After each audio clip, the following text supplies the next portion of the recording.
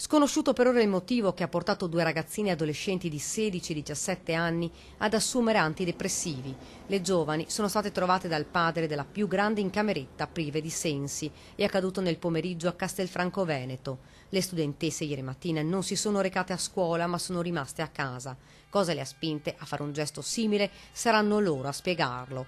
A trovarle a terra il papà di una delle due che rientrando a casa è rimasto paralizzato dallo shock. Le ragazzine prive di sensi. Immediatamente il genitore ha allertato i soccorsi. Sul posto sono arrivate le ambulanze del 118. Più gravi le condizioni della sedicenne. Portata in ospedale d'urgenza è stata fatta ad entrambe una lavanda gastrica. Le due adolescenti avevano assunto una massiccia dose di antidepressivi. Le loro condizioni non sarebbero gravi, ma si trovano ricoverate in rianimazione. Il genitore che le ha trovate ha portato subito all'ospedale i farmaci che aveva in casa per facilitare le operazioni di soccorso dei medici. Non hanno lasciato nessun messaggio, nessun biglietto che possa spiegare questo terribile gesto.